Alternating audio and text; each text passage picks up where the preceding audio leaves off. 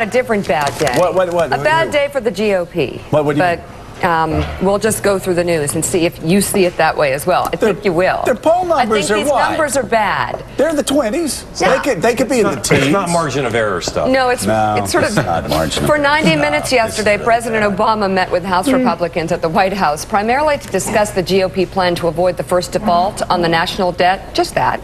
Both sides seem open to at least a 6-week extension of the federal government's borrowing limit. However, the meeting ended without a firm plan in place. Negotiations continued through the night, but as we begin day 11 of the shutdown, the damage done to the Republican brand is reaching historic levels. A new NBC Wall Street Journal poll finds just 24% of Americans have a positive view of Republicans. That is an all-time low for the poll.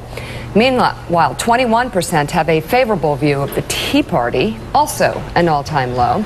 53% blame Republicans in Congress for the shutdown. Just 31% say it's the president's fault. In fact, more Americans are blaming Republicans now than at any point during the shutdown of 1995. And finally, 70% believe the leaders of the Republican Party are putting politics first instead of displaying strong leadership.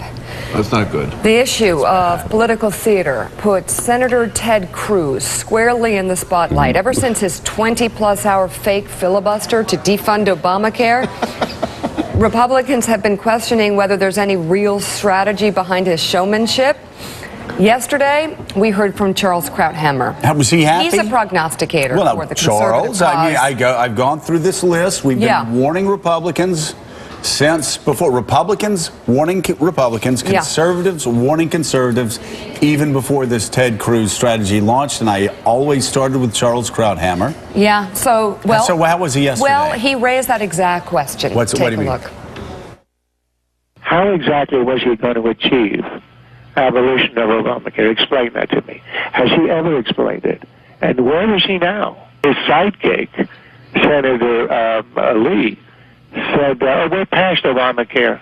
We moved on. I mean, you know, these are the generals who lead people into the battle of Little Bighorn and then go home and have lunch and leave the troops out there. Where are they? Where are the generals? What's their strategy to get abolition of Obamacare? Mark Halpern, it gets worse. A new Gallup poll shows Americans than ever before now have heard of Senator Ted Cruz, and that's not necessarily a good thing. His net favorability is down 16 points from 4 months ago. Cruz's defund Obamacare partner, Senator Mike Lee, not doing a lot better here. This is a shocking number coming out of Utah. He's seen a 20-point negative swing. Shocking number out of Utah. Favorability. He's upside down as the Republican from his senator home state in Utah. There's so much to talk about here. Mark Halpern, this is, as you said, this isn't margin of error stuff. This is, quite frankly, what Scott Walker, Charles Krauthammer, Paul Ryan, and myself have been warning about for well over a month now. We've written it. We've talked about it. We said this was going to happen. They had no exit strategy. Now the Gallup poll comes out, record low numbers for the Republican Party in all their years of polling. And then you have NBC News, Wall Street Journal's poll coming out, record low numbers. Not only that, but I don't know if you remember to a simpler time when Americans didn't think a whole lot of Obamacare. The NBC News Wall Street Journal poll shows that what Ted Cruz and Mike Lee and Marco Rubio have done have actually made Obamacare more popular. This is one of the most catastrophic political moves, and maybe it's just short term, in some time, Mark. Well, it means the timing of these polls, and the Wall Street Journal NBC poll is such a respected poll. You don't usually find Republicans challenging the methodology there. So the timing of it means that we're going to get more pressure for a deal. There wasn't, as best I can tell from sources on all sides, any progress overnight of any significance. But the outlines of a Senate deal are coming together, and the polls are going to cause Republicans to not be able to press for as tough a bargain, but they're not going to totally cave. There are things they can still get here, and I think we could have a deal by the end, But end of these the weekend. numbers are pretty unequivocal. As Joe said, Senator Cruz and his group have pulled a neat trick, making Obamacare actually more popular. The NBC Wall Street Journal poll showing what they call a boomerang effect, showing how the strategy by Republicans has backfired. The number of Americans who think Obamacare is a good idea has risen to 38%. That's up 7 points just from September.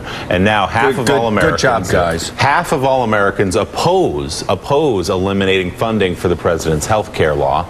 The fight for a smaller federal government is also losing steam. 52% say the government should be doing more to solve our country's problems.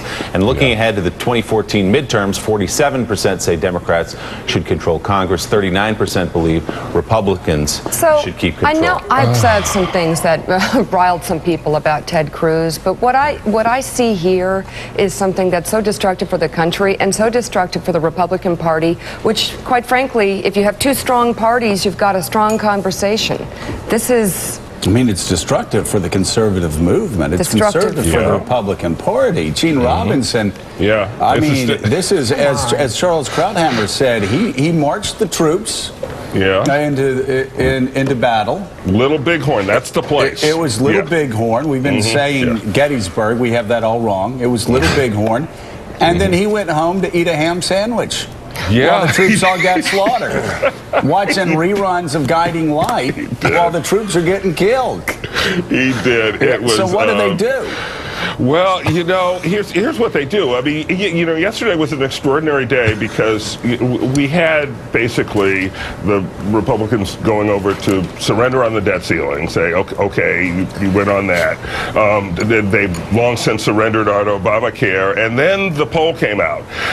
And so I think, you know, at this point, it's a matter of finding kind of capitulation without humiliation, some sort of formula to back down on the shutdown and perhaps get some kind of negotiations out of that on budget issues, which could be a good thing actually for the country.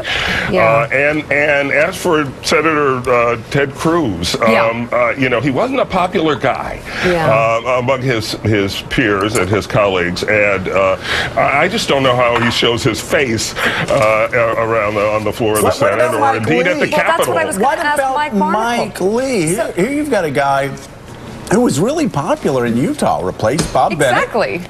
And he seems like a nice guy. Mike Markle. I like Mike Lee. The guy is upside down in Utah, right? If you're Mike Lee today and you're like a couple of months ago saying, I think this Ted Cruz guy is really smart, I'm on board, what are you thinking today?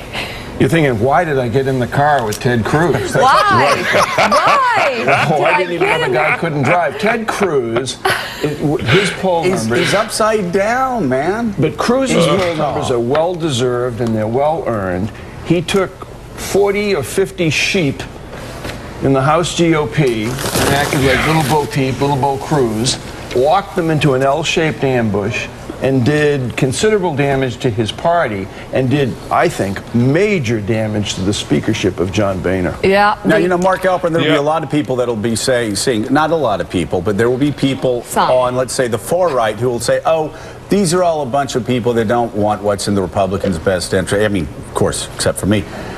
This is without debate.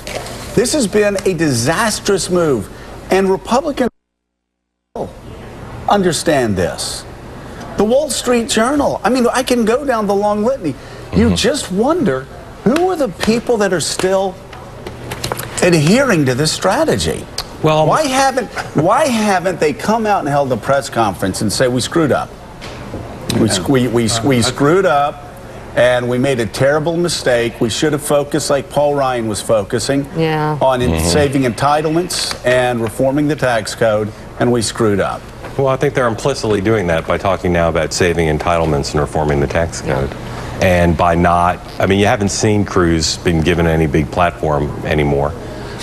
He stepped back a little bit. And I think there's a chance that they can salvage a fair amount of this if they get a good negotiation in the Senate. And that's really where the focus is, as much as we talk about the House. If they can get a good Senate deal, pressure the House to pass it. It can be, as Gene said, it can be good for the country because there's a lot of common ground on tax reform and some common ground on entitlements. And on this topic, Gene, you have a great piece in the Washington Post. Boehner is playing to win. Don't feel sorry for John Boehner. His party and his country may be losers in this absurd crisis, but he clearly intends to come out a winner. It's tempting to sympathize with the House Speaker, putative ringmaster of an unruly and at times incoherent Republican majority that delights in thinking the unthinkable. Leading the hardcore Tea Party caucus is in no sense an easy task, but it should at least begin with an honest dose of reality. Instead, Boehner has been feeding his difficult charges a steady diet of fantasy, strengthening his position as Speaker while bringing the nation to the brink. Win or lose, Boehner will have damaged his standing only with the Republican establishment, which, you might have noticed, is not in charge anymore.